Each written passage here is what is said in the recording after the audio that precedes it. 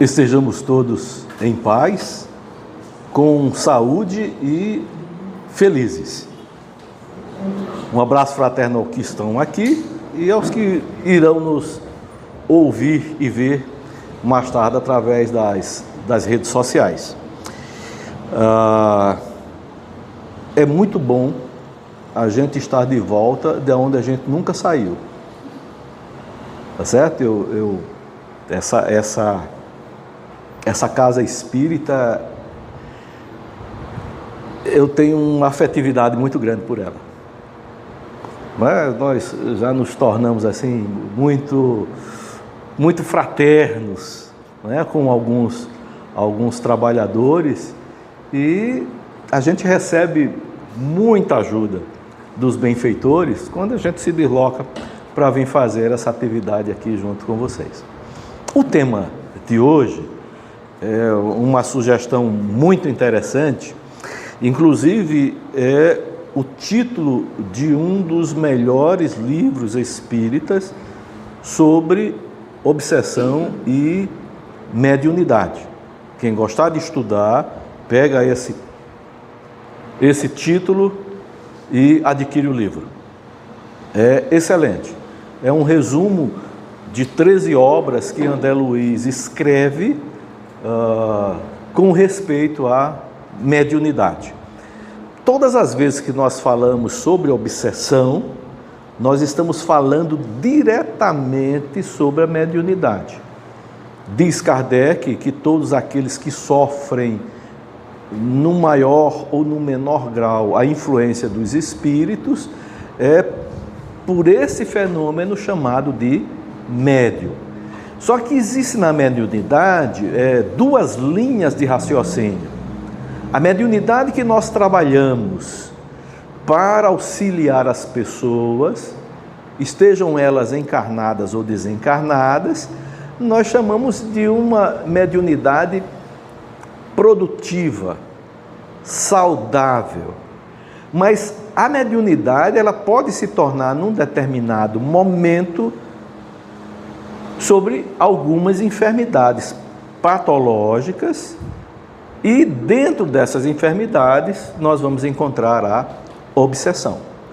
É um desvio da mediunidade que é saudável, que é uma ferramenta que auxilia o intercâmbio entre os encarnados, que somos nós, e os desencarnados, que são os espíritos que estão fora do corpo. Então, o assunto sobre mediunidade, ele é muito antigo, não com esse nome especificamente, mas sobre a influência dos espíritos em nossas vidas, bem antes, por exemplo, de Jesus, nós encontramos na cultura mundial do nosso planeta detalhes escritos sobre mediunidade. Vamos ver se vai dar tempo. Eu fiz um pequeno roteiro para ver se a gente consegue trabalhar isso nessas 3 horas que disseram que ia durar a palestra hoje, né? Não sei se talvez uns 3 horas e 15 minutos, mais ou menos, viu, Socorro? Então, nós vamos ver o que é que Kardec chama de obsessão, o que é que André Luiz também chama de obsessão, e aí nós vamos ver, com André Luiz, o que é que ele chama de obsessão de natureza anímica e o que é que ele chama de obsessão de natureza espirítica. Tá? Dentro desses 2 resumos, anímico e espirítico, nós vamos ver o que seria uma obsessão telepática, o que seria uma auto-obsessão, o que é uma fixação mental e o que são casos de poltergeist, ou poltergeist ou portergeist, depende exatamente de que, na pronúncia mais em alemão é o poltergeist. E aí também, no final, é importante a gente ter uma profilaxia, de como é que a gente consegue se libertar de casos obsessivos. Então, Confúcio encontra uma inscrição no Templo da Luz, lá na China, que diz o seguinte: quer falando ou agindo, não penseis que estejais sozinhos, que não sois vistos ou ouvidos. Os Espíritos são testemunhas de tudo. Isso não é enunciado espiritista, é um enunciado que a gente pode chamar até de taoísta, devido à religião pregada no Oriente. Então veja, quer falando ou agindo, nós somos sempre vistos, ouvidos, acompanhados, associados, não é? Uma expressão muito comum hoje é estamos juntos. Estamos juntos, porque uma comunidade de espíritos estão ao nosso derredor. Então daí a gente vai começar a compreender determinadas situações que acontecem individualmente com cada um. Por que é que eu pensei nisso, fiz isso, por que aconteceu isso se eu nem estava trabalhando para que isso acontecesse? Porque de acordo com os nossos pensamentos, e aí vem uma estrutura, o pensamento não é essa estrutura linguística que nós estamos utilizando aqui para a gente se comunicar. O pensamento é uma estrutura que está bem antes da colocação corpórea. Ela se encontra lá no anteparo entre o espírito e o perispírito, no chamado corpo mental. Então a gente produz irradiação, vibração, harmonia, desarmonia, de acordo com os nossos pensamentos. E aí vem o enunciado: diga-me como tu pensas, que eu digo as doenças que você tem, as fobias que tem, os medos, as potencialidades e os defeitos. Obsessão, diz Allan Kardec, no Livro dos Médiuns, é o domínio que alguns espíritos logram adquirir sobre certas pessoas. Esse domínio, esse controle, que na maioria das vezes ocorre a perda da razão, a perda da homeostase, ou seja, do equilíbrio orgânico, da moral, do discernimento, podem ser ocasionados por espíritos que estão conectados à nossa qualidade de pensar, ao nosso modelo de ação, o nosso modelo de agir. André Luiz chama esse domínio de associação.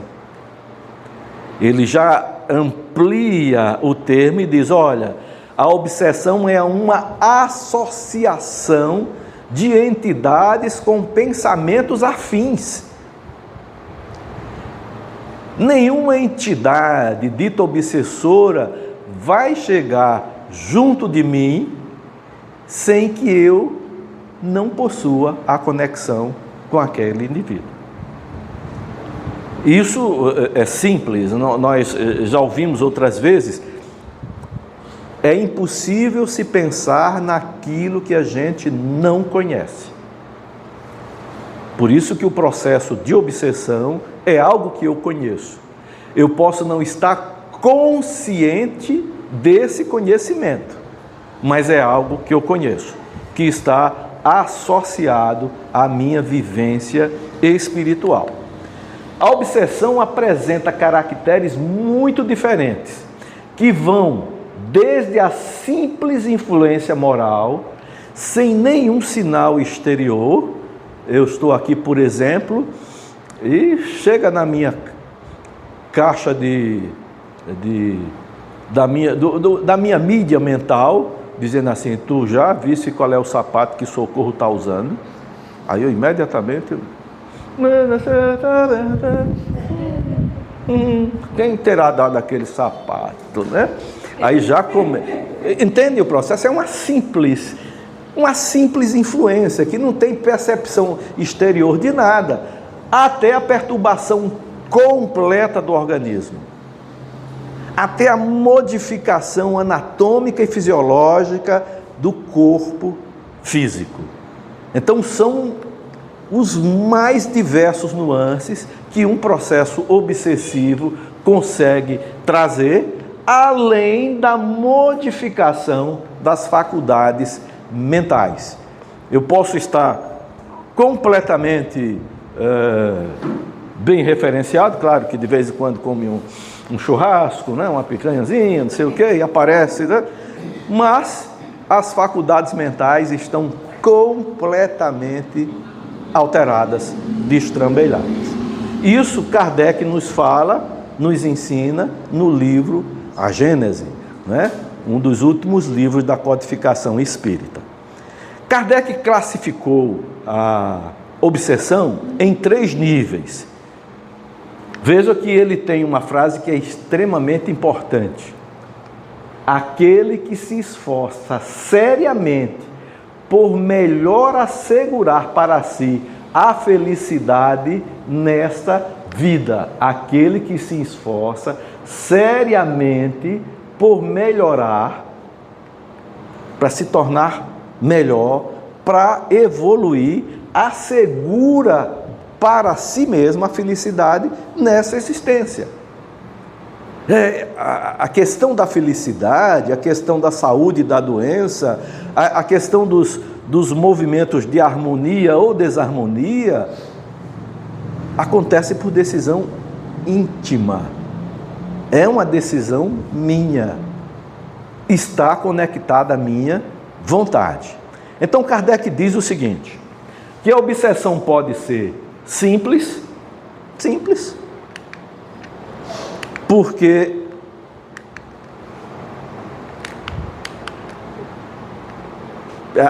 uma simples entidade que chegou aqui se associou comigo e diz, presta atenção em TT, o que é que ela está guardando naquele envelope? Não, simples, e depois vai embora. Mas ela pode também se apresentar por fascinação. Na fascinação, o obsidiado passa a ser um fantoche. Ele passa a ser comandado por outra pessoa, nessa situação desencarnada, que diz o que deve, o que não deve, o que pode e o que não pode. E pode ser também uma obsessão por possessão ou subjugação, que é algo mais intrínseco ao ser, que faz modificações orgânicas e modificações do ponto de vista mental. Então, ele traz uma definição de obsessão simples: influência sem domínio da personalidade. Você continua sendo o que é. Você até pensa que pensa. Não tem problema nenhum. Está agindo como você mesmo. Ninguém vai notar nenhuma diferenciação nesse sentido. É uma interferência momentânea no senso crítico e no discernimento. Momentâneo. Está olhando para mim por quê? Que história é essa? Eu não gosto que ninguém olhe para mim, não. Acabou. Já disse, fui embora, não vou mais comentar absolutamente nada. Momentaneamente, mas por que a pessoa não pode olhar? Eu não posso olhar para o outro? Por que não pode olhar para mim? Pode acontecer de forma involuntária. Pode acontecer de forma involuntária. Apenas uma troca de fluidos. Nós temos fluidos que nós emitimos todas as vezes que a gente pensa, que a gente arquiteta, que a gente planeja, que a gente executa. Lembra-se de Confúcio? Agindo ou falando, nós criamos fluidos em nosso derredor e uma simples troca de fluido, alguém gostou daquilo que está ali comigo naquele instante, se associa e pode fazer, partir para um caso de obsessão. Pode trazer para o encarnado doenças. Pode trazer doenças. As doenças mais simples, por exemplo, nos casos de obsessões, por exemplo, alergias. Alergias. Mas quando eu falo alergia, eu não estou falando da alergia que você cura quando toma um antihistamínico, não, tá bom? Você vai ali, toma um medicamento, passou, tranquilo, tem a droga. Mas aquela alergia que nenhuma droga elimina. Ela é crônica, tá? Ou ela desaparece, reaparece com frequência e não há um diagnóstico. Então a gente já fica atento e alertado para isso, até levar um processo realmente de desencarnação. Mas desencarnação não é um negócio terrível? Não. Desencarnar é o que é o comum da natureza, gente. Todos vão desencarnar, seja da estrutura orgânica mais simples até a mais complexa que somos nós. Ele fala também de obsessão por fascinação. Veja que a figura é um lobo em pele de cordeiro. Você olha assim, não tem nada, né? Vai estar ali por dentro, tá, né? A fascinação é uma ilusão produzida pela ação direta do espírito sobre o pensamento do médium. Eu já ouvi médium dizer assim: aqui nessa casa espírita ninguém precisa estudar porque eu sei tudo e sou eu que oriento todo mundo. Olha, não é? Como uma pessoa... E na verdade, na fascinação, o médium, a pessoa fascinada não percebe que está sendo domada ou conduzida, né? Pode paralisar o raciocínio do indivíduo que não acredita estar sendo enganado. Não acredita. Olha, quem está falando através de mim aqui é Leonardo da Vinci, é o arcanjo Gabriel, é Jesus, né? Na verdade, daqui mais um pouco Deus vai falar através de mim. Tem todo um processo que leva o indivíduo a ser fascinado, né? Acontecem situações ridículas e extremamente perigosas. O obsessor tem a arte da dissimulação. Ele consegue enganar, mesmo que ele diga uma coisa que não tem valor espiritista, acadêmico, de qualidade nenhuma, mas ele consegue depois fazer um contorno tal que o povo que está por ali acredita e ele também. Já na outra situação, que é a subjugação, Kardec diz que na subjugação existe o domínio moral. A pessoa já não pensa, já não tem lapsos de pensamento equilibrado, é como se fosse outro indivíduo, altera completamente o senso crítico e o discernimento. A pessoa não consegue mais saber o que é bom, o que é ruim, o que é certo, o que é errado, não tem um juízo crítico sobre as coisas. Então o processo de subjugação, ele é muito ruim. Também o domínio corporal. O obsessor atua sobre os órgãos materiais, provocando movimentos involuntários, que não depende que o indivíduo se projeta para fazer isso. Vocês já viram, não sei se por aqui, de vez em quando aparecem pessoas com esse problema de subjugação, normalmente fora do ambiente familiar, anda perdido nas ruas por aí afora, falando sozinho, né? Conversando com meio mundo de gente que a gente olha e não vê, e o indivíduo não percebe que está produzindo aqueles fenômenos, né? E tem o domínio temporário sobre o organismo do obsidiado. Diz-se temporário porque qualquer processo mediúnico tem um comportamento orgânico. Você não pode passar o dia todo sob influência mediúnica, ou mediunizado, como comumente se diz, ou em transe mediúnico, como seria. O transe mediúnico dura normalmente 1h30. São os 90 minutos que você pode ficar com o transe mediúnico. Depois disso, o organismo precisa se restabelecer principalmente do ATP, da adenosina trifosfato, para poder reequilibrar as energias. Então, na subjugação, temos o grau mais avançado de obsessão. Kardec não gostava de usar o termo possessão, porque ele entendia que o corpo é cedido a um espírito e somente a um espírito.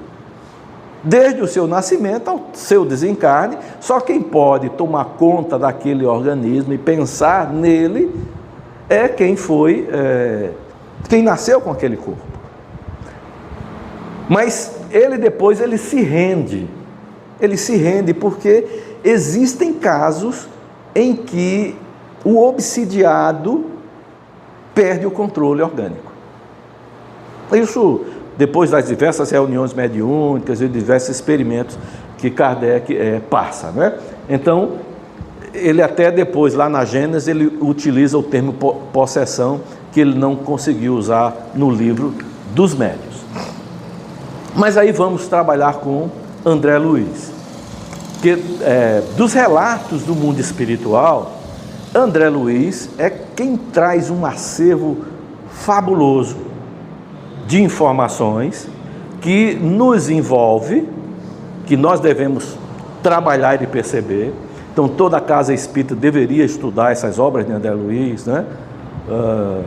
Nos domínios da mediunidade, mecanismo da mediunidade, obreiros de vida eterna, evolução em 2 mundos, porque ali tem um acervo completo, principalmente os médiuns da casa, sabe, doutor? Tem que ter esse estudo para poder compreender determinadas sintonias, determinados processos que ocorrem conosco desencarnados. Então, André Luiz, ele amplia realmente a visão desses 3 aspectos que Kardec nos traz, como sendo obsessão simples, por fascinação e subjugação. André Luiz diz que existem 2 modelos de obsessão. Uma obsessão de natureza anímica, ou seja, do próprio indivíduo, da minha alma, e existe a obsessão de natureza espirítica, com a ação do espírito desencarnado sobre o encarnado. Porque quando a gente vai estudar André Luiz, a gente percebe que a obsessão também pode ser de encarnado para encarnado. Não é? Nós podemos obsidiar outra pessoa. E nós falamos de obsidiar porque a associação deve existir entre todos nós, mas ela passa a ser maléfica quando ela produz maldade, quando ela não beneficia as pessoas que estão em conjunto, né? Em associação. Então, as obsessões de natureza anímica, a própria inteligência encarnada comanda manifestações, ou delas participando com diligência, numa demonstração de que o corpo espiritual pode efetivamente desdobrar-se e atuar com seus recursos e implementos característicos como consciência pensante e organizada fora do corpo físico. Porque quando Kardec chama, ou quando o Espiritismo nos ensina, que alma, o que é a alma? O que é a alma? O espírito encarnado. Tá certo? O espírito encarnado. Só que essa alma, ela também tem outros envoltórios. Tem outras camadas, tem outros acessórios para poder reagir no mundo físico. E é através desses acessórios que a inteligência, o espírito, o ser inteligente, produz alguns fenômenos que levam à obsessão. Esse é o enunciado da doutora Marlene Nobre, que é quem escreve esse livro, Obsessão e Suas Máscaras. Quem gostar de estudar mais um pouco, tem no site da Associação Médica Espírita do Brasil, ou de São Paulo, eu acho que está na Associação Médica Espírita de São Paulo, um curso sobre obsessão e suas máscaras. Se não estiver enganado, são 30 aulas, com 1 hora uma hora cada aula, tá bom? Outra coisa boa para se estudar.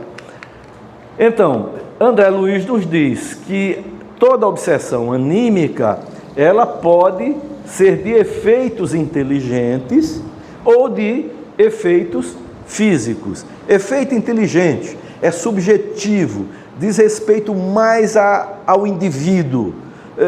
Às vezes a gente não consegue ver um fenômeno telepático, mas se essa caneta começar a se deslocar sem ninguém pegar nela aqui nessa sala, todo mundo vai ver. Então o efeito físico requer o deslocamento de substâncias no ambiente. E o efeito inteligente, que é subjetivo, diz respeito aos indivíduos que estão associados, porque a gente não consegue capturar, perceber organicamente essas informações. Então, os efeitos inteligentes, nós vamos ter a obsessão telepática, a auto-obsessão, a fixação mental e a chamada possessão partilhada. E os fenômenos de efeitos físicos são mais ou menos os casos de poltergeist. Eu não sei se vocês já tiveram algum conhecimento, alguma informação de pedras que caíam dentro de uma determinada casa sem que ninguém jogasse, não é? Essas pedras, estruturas que pegam fogo dentro de casa sem ninguém pôr fogo naquela estrutura, que são fenômenos assim de poltergeist. Na obsessão telepática, a gente chama de obsessão entre encarnados.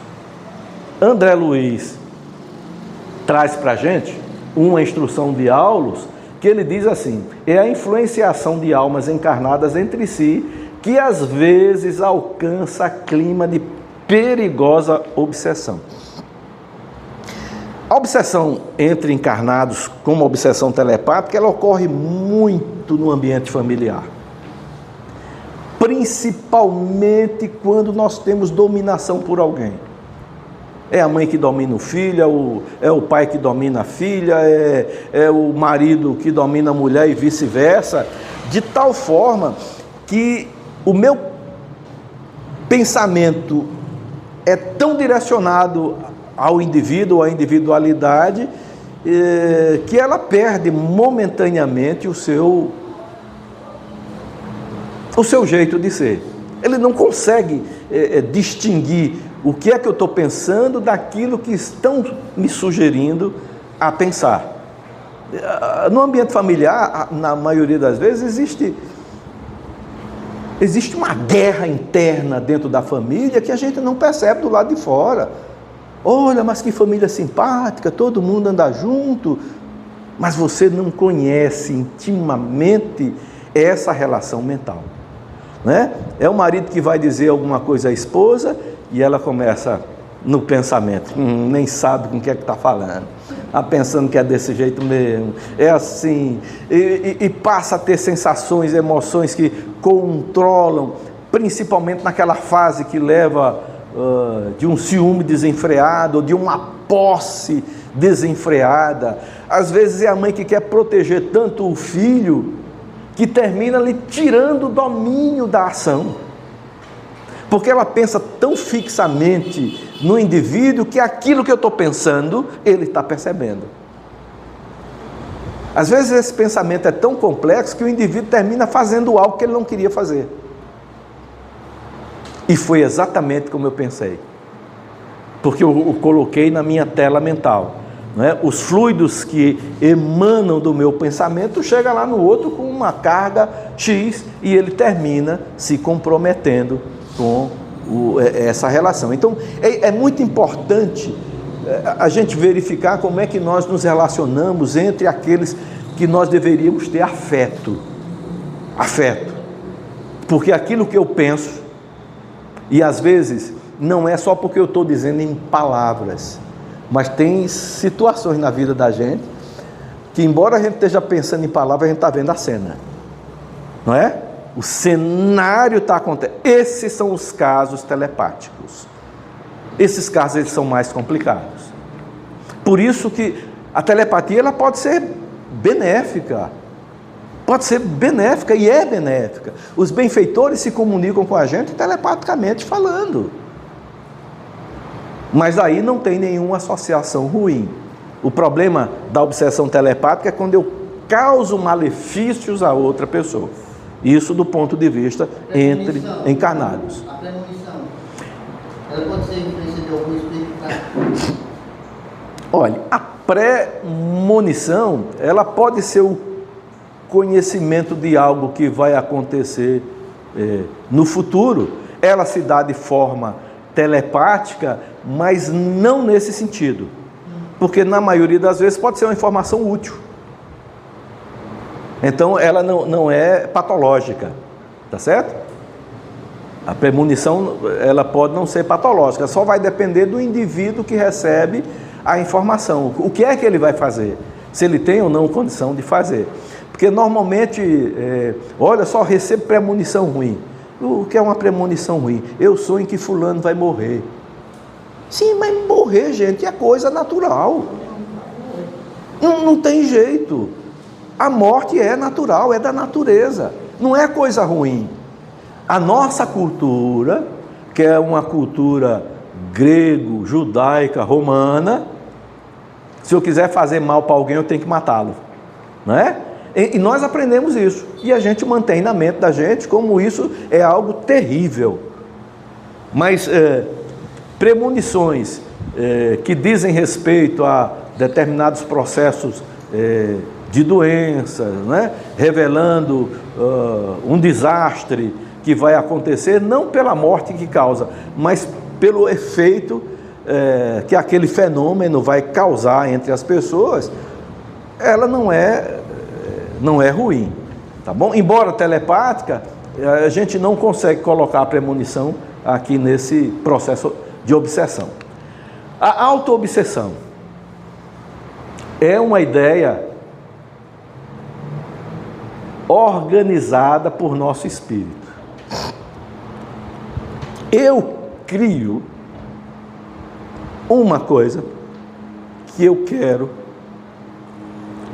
que é somente minha, e que pode surgir desde de uma perseguição de uma criação agenérica. A gênero é aquilo que a gente cria no pensamento da gente que toma forma na nossa psicosfera.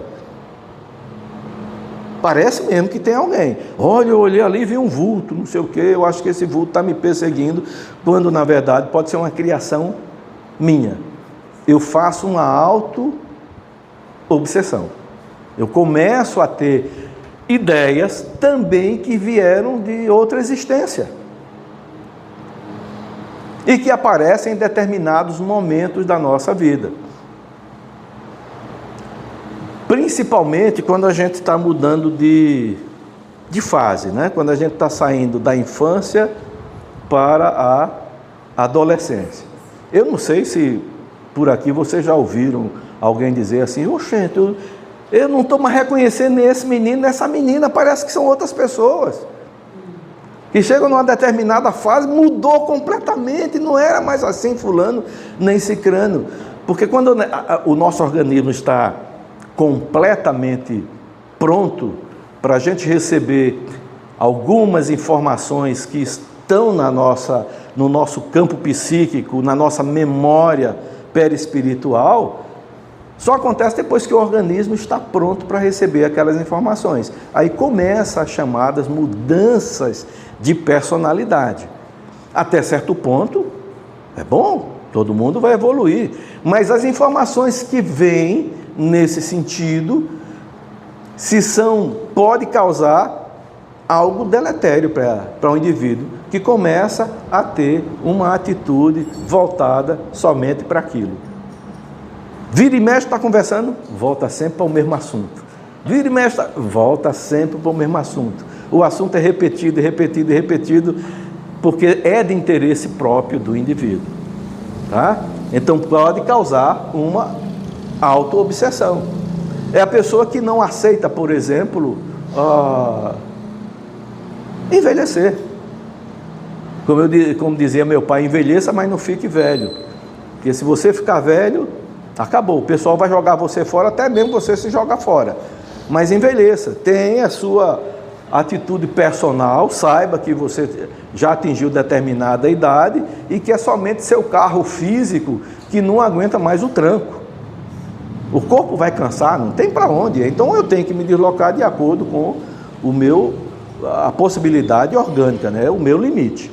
Então o encarnado pode assim ser perseguido por si mesmo. Vejam, a ideia é um ser organizado por nosso espírito. Nós criamos a ideia. A ideia é uma espécie de projeção do pensamento e da vontade. É algo talvez que eu queira realizar, mas que diz respeito a assuntos que são muito internos, muito íntimos. Está muito focado na minha individualidade. O pensamento dá forma e a vontade imprime movimento e direção. A ideia surge como um cenário. Olha, eu quero daqui a tanto tempo ser assim. Ou também, o indivíduo que chegou lá a seus 150 anos e olha lá no espelho e diz, tem que tirar esse 0, porque a minha foto é só de 15.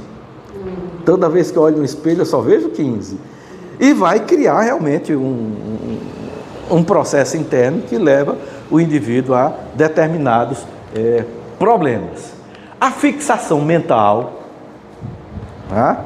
Que significa personagem antiga cristalizada. A personalidade humana entre as criaturas terrestres é a mais desconhecida que o Oceano Pacífico. Ou que só o oceano. Nós não sabemos quem somos. E não é por conta de amnésia, não. É porque a gente é assim mesmo, né? Tem aquela música de Cartola que diz assim, quem sou eu? Se tu não sabe, como é que eu vou saber? Né? Então diz o doutor Gotuso, lá em Obreiro, né? Gotuso é um dos médicos lá do plano espiritual, amigo lá de André Luiz. Então o que a gente conhece da nossa consciência e da nossa personalidade é uma besteirinha. Porque quando a gente renasce,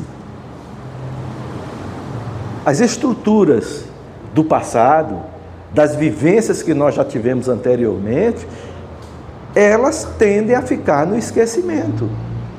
Porque se eu me lembrar das coisas que aconteceram, que eu fiz, que deixei de fazer, de antes da vida anterior, eu vou querer focar só naquilo. Como o passado não se modifica mais, e é preciso a gente colocar isso na cabeça da gente, para que a gente possa se arrepender e não ter somente remorso. Remorso é toda vez que a gente relembra o passado e queria resolver aquilo que a gente fez de errado segunda-feira passada. Acabou, não tem mais segunda-feira passada. Não tem mais jeito. Você pode ter até a lembrança, mas nunca mais é da segunda-feira passada. Porque quando você pensa é agora, é hoje, é nesse instante. E isso nos traz um trauma terrível, porque eu preciso voltar, seja por um sentimento de culpa, seja por algo que eu descobri que fiz errado e quero consertar, o passado não se conserta. Mas eu posso refazer o presente para uma construção de futuro. É isso que nós precisamos aprender enquanto espírito de terceira ordem e nos livrarmos, deixar a gente ficar mais fluido, mais fácil com a nossa vida. Observem, trabalhe intimamente. Se os maiores problemas que a gente carrega não vêm do passado, não vêm das coisas que já aconteceram. Qual é o problema que nós estamos tendo agora, nesse instante, nesse momento? Qual é? O que é que nos aflige agora? O processo é exatamente isso. Mas existem nos processos de reencarnação algumas coisas que vazam, que passam no processo de esquecimento e que se aflora depois de uma determinada idade. Essas ideias do passado vêm e vêm de uma forma contundente. Eu começo a só pensar naquilo. É somente aquela ideia que me satisfaz. É algo que eu continuo remoendo, que é extremamente complexo. Um caso da vida real, de um estudo da vida real, uma jovem foi ser tratada num trabalho de terapia regressiva. E por quê? Porque ela não estaria aqui, sentada aqui entre a gente, antes do tratamento, porque aqui tem pessoas que não têm a pele branca. Ela não sentava num ambiente onde tivesse alguém com a pele mais escura. Casou e não tinha filhos. Porque não conseguia manter relações com o marido. Não tinha jeito. Namorou, tudinho, se casou, mas não podia ter filho. E queria, mas não podia. Porque tinha problemas que estavam ali lhe afligindo. Então foi participar dessas terapias e criou realmente essa ideia, essa fixação de algo terrível. Era extremamente terrível. Até que nos processos que foram se vivenciando, verificando, ela relatou que numa vida anterior, ela estava numa idade jovem, entre 18 e 19 anos, na varanda da casa grande, de um engenho, né, do passado, do século XVIII, e um escravo sobe a varanda, a estupra e mata. Então, na vida atual, ela não tinha condição de fazer outra coisa, não tinha condição de ter um relacionamento para ter filhos e não conseguia estar junto com outras pessoas. Então, depois do tratamento que foi feito, tal, é um processo realmente que pode levar a uma desobsessão. Uns 4, 5 anos depois, ela sai do Brasil, vai morar na França, e manda uma foto.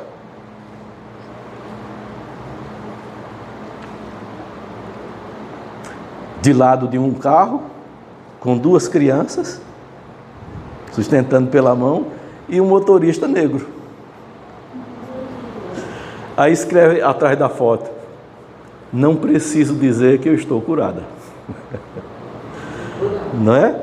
Tá certo? Então, muitas coisas da nossa existência, e aí nós precisamos pensar grande. Pensar. O cérebro da gente não precisa ser castanha de caju, não. Tá bom? Mas também não precisa ser uma jaca, né? Mas a gente precisa aprender a pensar. A gente precisa juntar razão e sentimento, ter um coração bom e verificar o que é que nos perturba na nossa existência. Que ideias fixas eu tenho, que sempre me ocorre, que sempre me toca. Porque tudo isso tem relação com a personalidade que eu não conheço de mim mesmo. E é uma relação minha. Pode ter espíritos desencarnados associados ali? Pode. Mas o fenômeno não é produzido por eles. O fenômeno é produzido por mim mesmo, tá? Então, a influência do nosso passado, os reflexos condicionados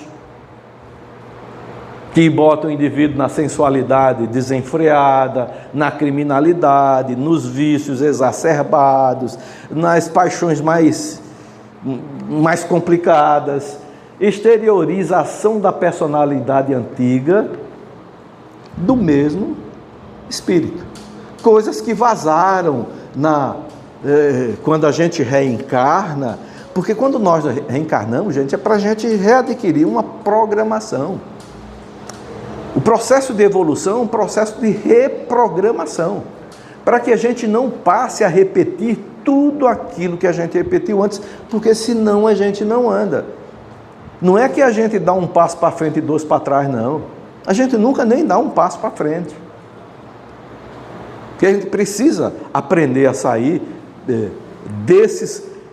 dessas coisas que estão sempre sendo tocadas, seja por nossas potencialidades, e se forem no sentido da gente produzir o bem, ótimo. Mas nas potencialidades que a gente tem, que são determinados vícios que a gente carrega, que a gente diz que é coisa boa, isso a gente tem que se libertar e procurar trabalhar para se livrar dessas situações. A possessão partilhada, ela tem os dois contornos, os dois contextos. Ela é anímica e ela é espirítica.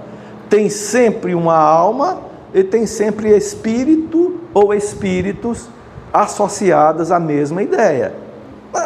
Um exemplo simples. Eu estou ali lendo um livro, né? Comecei a ler um livro, daqui a pouco chegou a ideia, mas uma cervejinha bem gelada agora, hein? Acho que seria bom. Aí, vou tomar uma cerveja. Aí, o calor está demais, tá não? Vamos tomar outra, e vamos tomar outra, e vamos tomar outra, e outra, e outra, e mais outra. Daqui a pouco, toda aquela programação foi perdida, foi tudo esquecido, aquele negócio. Posteriormente, depois o indivíduo volta e vai refazer-se, mas a ideia vem outra vez. Porque existem no mundo espiritual pessoas que desencarnaram, mas não aceitam a desencarnação. E que precisam ter a mesma sensação orgânica que a gente tem.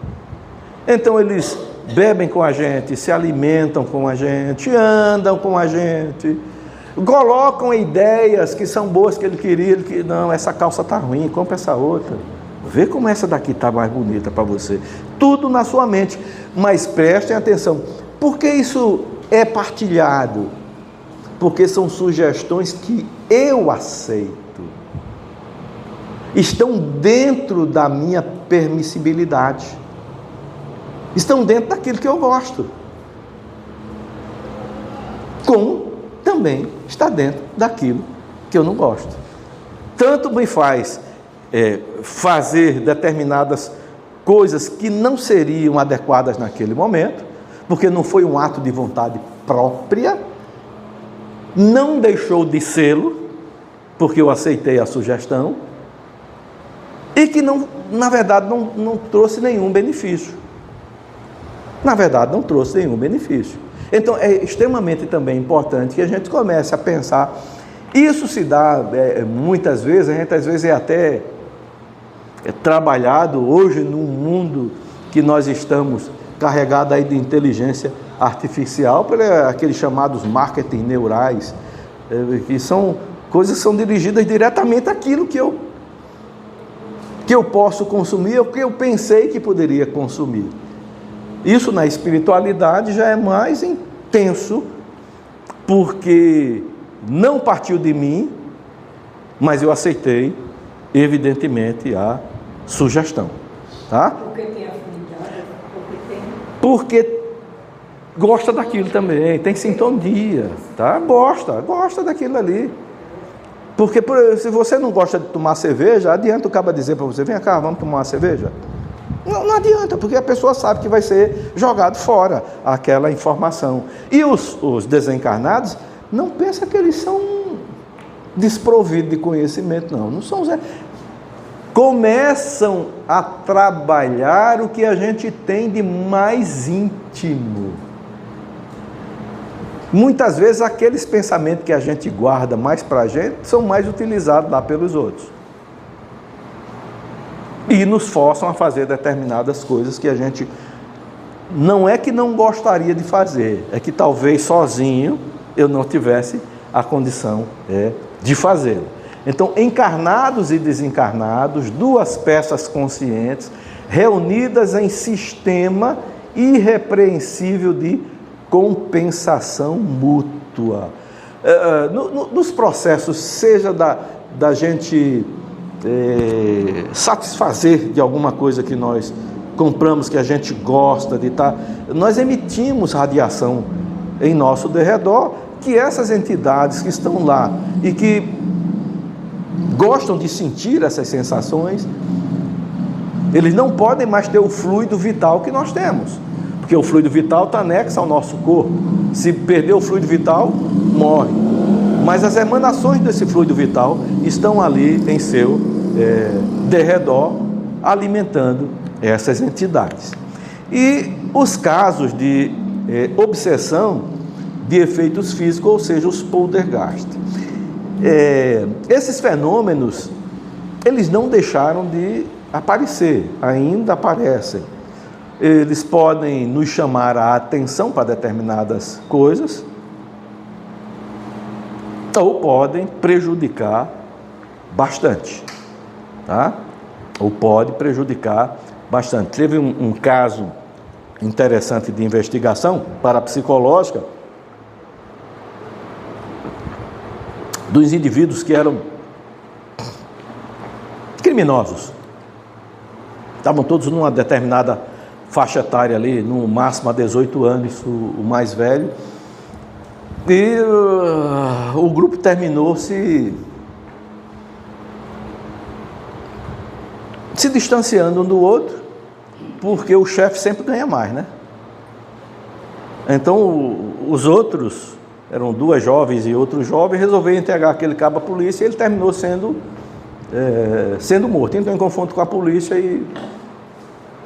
Só que na cabeça dele, a polícia jamais poderia chegar onde ele estava, encontrá-lo, se ele não fosse denunciado.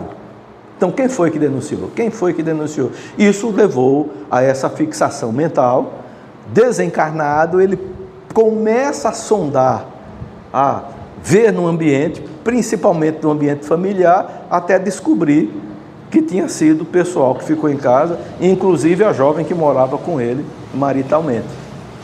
Aí ele começou a perseguir essas três pessoas. Botou fogo nas roupas da jovem, queimava colchão, sofá, o que tinha de peça de louça, de vasilha dentro de casa era jogado fora. Os vasilhames saíam e batiam nos outros. E isso é um caso de poltergeist que leva a uma obsessão, tá? Porque tem uma entidade espiritual que está comandando, mas eles só conseguem fazer esses movimentos devido a ectoplasma que é liberado por pessoas de uma determinada faixa etária, que começa mais ou menos entre os 10 e vai até lá aos 16 anos. Nós acompanhamos um caso de uma jovem, num município lá no interior, em Pernambuco, que depois de um determinado tempo morando com uma família, ela descobriu que não era filha biológica do casal. E aquilo na escola foi assim anunciado e trouxe transtornos horríveis para a jovem, com 13 anos. Então os efeitos começaram a aparecer dentro de casa. As pedras voavam, quebraram o telhado da casa completamente. Não era simples pedrinha não, era pedra de verdade. Certa vez ela sentou-se dentro de casa e todas as chaves, todos os trincos da porta se arrancaram e ficaram junto com ela. Ela pegou um garrafão de 20 litros d'água e saiu movimentando e correndo atrás da avó, né? Da velhinha, que teve que se esconder entre a geladeira e um armário e o botijão d'água batendo. E ela vai, vem aqui, me acorde, socorro. O efeito chega, a gente vai fazer a investigação e quando a gente está conversando, analisa, porque cientificamente esse jovem, entre os 10 e os 16 anos, geralmente são os epicentros das coisas. A gente está conversando, quem é daqui que tem idade para se lembrar desse negócio? Ludinha é jovem, TT também, talvez Marco. Te lembra daquelas televisão de 20 polegadas? Te lembra disso, Socorro? Ah, não, te lembra não, que tudo já é televisão de LCD, dessa coisa mais não. Resultado, estavam lá conversando, investigando, aí daqui a pouco lá vem a televisão. Bem, estoura-se isso no meio da sala. Ah, por que você fez isso? Não fiz, não. Não fui eu que fiz. Como é que essa televisão... Eu só pensei que ela podia vir e cair aqui. Esse não é um caso específico de uma obsessão. Vão ter entidades espirituais de baixo teor moral, em processo de evolução. Mas é um caso que demonstra uma indignação daquela jovem com a família que a adotou e não disse que ela... não orientou, deixou que ela descobrisse sozinha. Então, os fenômenos de poltergeist têm a influência direta do animismo, da questão anímica. Porque, às vezes, quando a gente está conversando com médium, animismo é algo terrível. O animismo é comum, o animismo só existe entre os espíritos encarnados. Não existe animismo fora do corpo. Tem que ser efetivamente dentro do corpo. E animismo não é nada de enganação, não. São fenômenos que ocorrem, evidentemente. Então, Dr. Hernani Guimarães, um dos grandes pesquisadores da doutrina, tá bom? Talvez um dos melhores cientistas que nós tivemos aqui no Brasil, um grande investigador mesmo, ele diz que a interferência física negativa se inicia sob comando de desencarnados, que em parapsicologia nós damos o nome de epicentro. Epicentro é daquela pessoa que sai os fluidos, que sai o ectoplasma necessário para fazer os fenômenos. André Luiz diz: se a personalidade encarnada acusa a possibilidade de larga desarticulação das próprias forças anímicas, encontramos aí a mediunidade de efeito físico, né? A mediunidade de efeito físico, ela ainda continua, ela é muito utilizada através da ectoplasmia do médium de efeito físico, se personificam entidades espirituais que vêm fazer tratamento de cura, cirurgias, etc, etc. Mas não no processo de perseguição. Alguns efeitos do poltergeist são efeitos de perseguição. Então, em geral, 90% dos casos de obsessão são problemas dolorosos e intricados. Não tem origem somente no momento atual. Uma reunião de desobsessão, uma desobsessão, ela não se dá do dia para a noite. Não é uma reunião de 2 horas, com uma orientação de aceite Jesus, vamos fazer uma prece por você, que vai tirar o indivíduo daquilo ali. Às vezes são situações as mais diversas.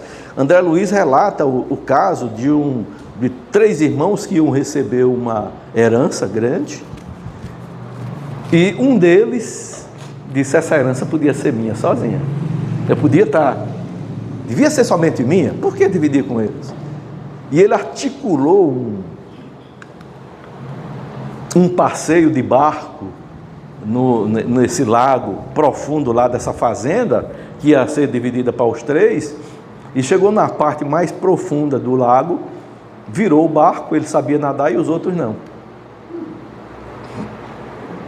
Os outros morreram afogados, e ele conseguiu chegar na margem e tal. Foi feitas as investigações da polícia, ninguém achou que foi um acidente, pronto, ele ficou sozinho. Só que depois, na espiritualidade, aqueles 2 que desencarnaram começaram, perceberam e entraram no processo de obsidiar o outro, de obsessão. O cara que tentou ganhar a fazenda sozinho já tinha uma semente interna de avareza. Isso aqui é meu e somente meu. E os outros desencarnados trouxeram espíritos desencarnados que tinham essa mesma doença da avareza. E imagina o que é que aconteceu com o encarnado avarento aqui, né? A perturbação foi extremamente dolorosa, muito complicada, extremamente complicada. Porque ali você tem que descobrir a história, verificar se o obsidiado e o obsessor querem entrar em acordo, em consenso. Se um dos dois não quiser, vai ser extremamente complexo a gente se libertar disso. Então, os casos ou as reuniões de desobsessão são trabalhadas por médiuns que estudam muito, que têm uma convivência muito harmoniosa, que estão sempre dispostos a ajudar. E não é uma ajuda assim direta. Nós trabalhamos com um grupo onde um caso de obsessão durou muito tempo, mais de 10 anos, de uma jovem encarnada nessa realidade atual, nesse corpo atual, que numa das vidas anteriores era senhora de engenho e puniu 4 escravos, onde o mais velho, que tomava conta de 2 filhos e mais um irmão, ele os viu antes de ser queimado vivo, os outros queimarem-se vivos. Você acha que uma situação dessa, a gente dizendo, olhe, aceite Jesus, né? É um caso que você vai resolver de imediato? Então, esse indivíduo que viu essa cena ficou perseguindo essa pessoa que nessa encarnação atual, na vida anterior, ela não estava vestida num corpo feminino, tá? Numas vidas era num corpo masculino, mas nessa vida, a sequência nossa, a nossa atividade de memória, o nosso campo perispiritual, o nosso corpo perispiritual, tem todas essas cenas que nós trazemos com a gente do passado.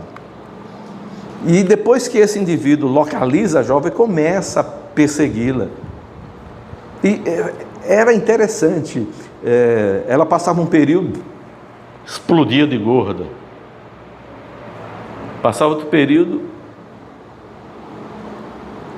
ficava tão franzina que até a sombra praticamente desaparecia. Aparecia doenças de pele, aparecia problemas infecciosos, não tinha antibiótico, não tinha medicação, não tinha diagnóstico. Mas ela frequentava a casa espírita, ela ia buscar ajuda, buscar informação, passava um período, parecia que não tinha mais nada, e de repente, voltava tudo outra vez. Até que num determinado momento, essa pessoa é trazida para uma comunicação e diz, não, eu não quero só que ela morra não, ela vai ficar junto comigo para ela sentir o que eu sinto, para ela sentir o que eu vou sentir também. E o benfeitor, olha, não dá para a gente tirar assim, porque tem que haver um acordo. Até que num determinado momento, toda a cena foi revelada, a jovem entendeu o que tinha feito no passado, né? Se resigna, quer reparar, e o jovem, ainda com aquelas mesmas cenas anteriores de que morreu aquela família queimada e que depois da morte não tem outro recurso, e não adiantava dizer, mas vem cá, você também não morreu? Como é que você está se sentindo? Está vivo? Não adiantava, porque ele não conseguia capturar essa ideia, até que a família foi trazida pela espiritualidade para ele ver que eles estavam realmente em outra frequência vibratória, para que o caso se resolvesse. Mas é um caso intrincado, a gente está contando em poucos minutos, mas isso, olha, é um período de longo tempo, de longo estudo, de longas datas, não é? Então, as obsessões de naturezas espiríticas, elas também são de efeitos inteligentes, mas elas trabalham com... Já passou? foi? Eita, mas tudo bem. São simbioses, como acontece na vida da gente. Tem plantas que se alimentam de plantas, não é? Tem espíritos que se alimentam de espíritos. Um caso não tão recente, mas já faz alguns... já faz um bocado de dias já. De dias, entre aspas, mas quase 15 anos. De uma simbiose, de uma jovem que vivia em atividade simbiótica com outra entidade que queria levá-la para o mundo espiritual de qualquer jeito. Mas de qualquer jeito. Porque já tinham tido uma parceria numa determinada existência. Houve essa jovem encarnada hoje, deu um drible lá no cabra, lá, ele terminou desencarnando e ele queria desencarnar ela também nessa vida atual. Então ela tinha um problema de... Como é o nome? De quando a gente não deixa de comer? Anorexia. Não tinha jeito. Muitas das vezes ela chegava arquejando, como a gente diz, no hospital, era alimentada endovenosamente. Ela não conseguia comer. Não conseguia comer, mas foi tratando. Um dos casos que nós tratamos lá com o Jacques. E aí, num determinado momento, nós estávamos rolando na cidade, ia fazer uma palestra no centro, e ela manda uma mensagem para o nosso irmão, que é o presidente da Casa Espírita, agradecendo tudo aquilo que foi feito, tal, que ela agradecia muito, mas que doravante não queria mais importunar ninguém. Aí disse, mas fulano mandou isso aqui para ele, disse, isso é suicídio. Mas o quê? Mas não, é um suicídio. Vamos que o caso está se completando. E estava se completando. Chegamos lá, ela estava sozinha, o pessoal, a família toda tinha ido para a igreja, que era próximo da casa, e ela estava prontinha. Já tinha comprado o álcool, que naquela época se vendia sem problema nenhum, já estava tudo pronto, tudo equiparado, e batemos, chamamos, etc, até que ela atendeu, porque ela gostava muito do nosso irmão. Para não dizer o nome, porque a gente está na mídia, né? Isso depois pode circular. E, resultado, tivemos que fazer um caso de simbiose mesmo. A entidade morava junto com ela. Era como se fosse... não é carne e unha, não. Não é? Também não era alma gêmea, porque a alma gêmea não faz isso. Mas viviam em harmonia no corpo. Harmonia entre aspas, né? Era deletério o processo. Bem independente. E são casos que você não pode imediatamente tirar a entidade dali. Porque se tirar, se desliga o campo mental e morrem os dois. Morrem entre aspas, né? Você traz um malefício maior. As parasitoses mentais, você tem ideias que são tão fixas que os espíritos podem capturar aquela ideia fixa e trabalhar somente naquela ideia, ou na sua deficiência ou na sua potencialidade. Ou ele trabalha no seu orgulho, ou ele trabalha no seu egoísmo. Lembra-se daquela, como é o nome daquela, Branca de Neve? Espelho, espelho meu, né? Malévola, né? Está ali. Tem alguém mais bonito do que eu? Não tem. Aquela coisa. As entidades trabalham tanto na cabeça do outro que eles terminam virando estruturas que não são adequadas para o nosso convívio.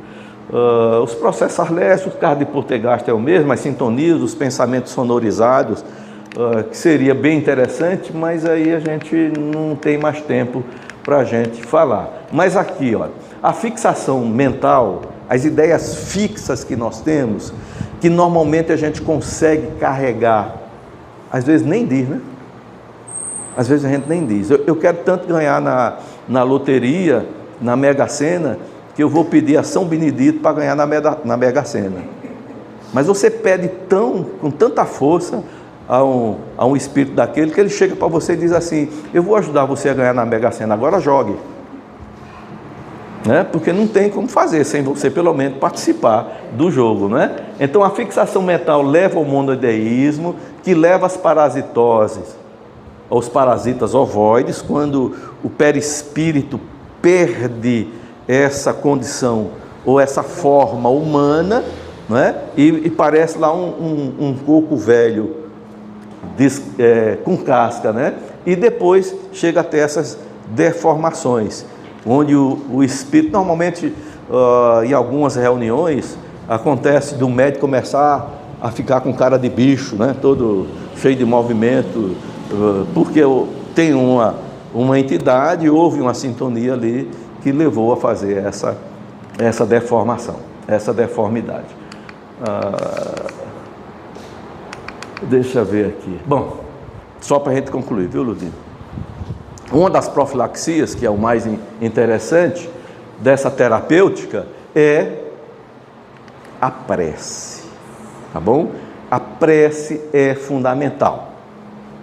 Depois, a fluidoterapia, as reuniões práticas de desobsessão, constituem meios importantes utilizados no combate às obsessões. Mas só a renovação moral, que inclui estudo do caso, estudo de obras, a compreensão das obras, a reforma íntima e exercício constante no bem. Exercício. Gente, se a gente não praticar o bem, as ideias ruins que a gente carrega vão continuar nos dominando. Eu já disse da outra vez que nós somos espírito de terceira ordem, e o espírito de terceira ordem aprende por repetição. Nós fazemos as mesmas coisas do mesmo jeito todas as vezes, e quando muda alguma coisa, a gente acha ruim, porque mudou.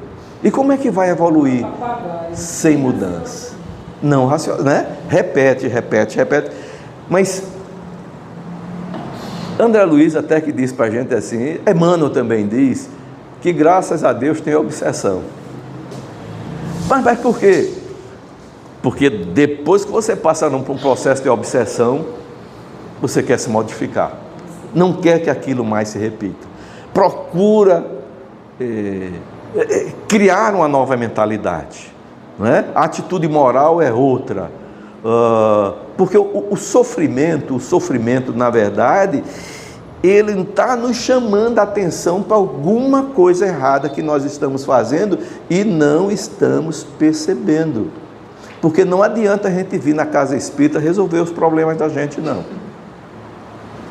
A gente tem que tomar consciência deles. Os benfeitores até nos auxiliam. O benfeitor até ilumina o caminho que a gente tem que andar, mas quem vai andar somos nós. Quem vai percorrer somos nós. Por isso a importância do estudo, por isso a importância da compreensão do estudo, por isso a importância do exercício daquilo que a gente aprendeu, tá? Então, Kardec diz que a prece, em todos os casos negativos de influenciação, reconhecendo-a como o mais poderoso auxiliar contra o espírito obsessor. Mas prestem atenção, prece não é dizer só palavras. Você tem que estar em sintonia com aquilo que você está dizendo e, de preferência, criar um ambiente mental harmonioso. Uma das preces melhores que nós podemos fazer é fazer o bem. É nos envolvermos com aquela mesma energia que é bom fazer o bem. São essas energias radiantes que fazem com que as entidades que estão por ali, que não querem se aproximar da luz, dessa luz da bondade, se afastem. Mas se afastam porque elas querem e não porque eu estou querendo. Como dizia um amigo nosso, rapaz, olha, eu não deixo mais de ir para a campanha do quilo. Aqui no centro a gente não faz campanha do quilo, não. Mas vocês sabem o que é a campanha do quilo, né? Vai ali pedir uma comidinha para o outro, para dar não sei o quê. Mas vem cá, tu faz campanha do quilo? Ah, porque foi uma orientação espiritual. Se eu não fizer a campanha do quilo, o obsessor me pega. Então você não está fazendo a campanha do quilo porque é bom fazer o bem. Você está fazendo a campanha do quilo interessado em afastar uma entidade que está no seu pensamento, que não vai se afastar. Vai fazer exatamente o contrário, vai potencializar cada vez mais aquela ação, porque não está sendo uma ação de vontade. É bom procurar ajuda? Sim, mas é ideal que a gente também se ajude. O livro de doutora Marlene Nobre tem essa capa aqui, o título é esse, e ela traz esse resumo dessas obras de André Luiz. Estejamos todos em paz, com saúde e felizes. Eu sei que falta 15 minutos ainda para terminar, mas se tiver alguma pergunta... O tempo foi bom, Socorro? E a palestra maravilhosa, muito substanciosa. Eu acho que...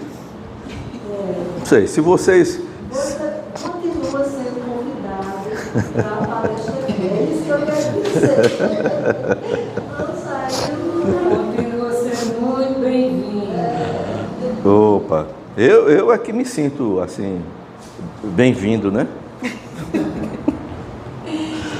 Olha, a palestra de Fernando, eu acho que, dentre muitas outras coisas, ela nos instiga a querer estudar, né? Porque acho que o primeiro pontapé é o conhecimento, para poder a gente depois conseguir fazer a verdadeira transformação, né? Se libertar. Então, a nossa casa é uma casa de estudos.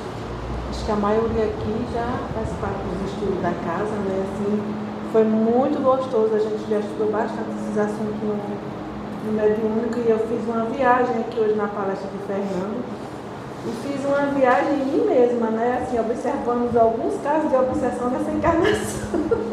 Aí eu, eita, isso aconteceu comigo, eita, foi assim. Então, assim, é muito bom, só gratidão, né? Obrigada, meu amigo. Eu é que agradeço, quem agradece sou eu, quem precisa sou eu. Acho que você me deve muito, porque você tem feito para me ajudar nessa vida. Mas é assim mesmo, paga suas contas. Bom, então, a nossa irmã Carolina, para fazer a festa.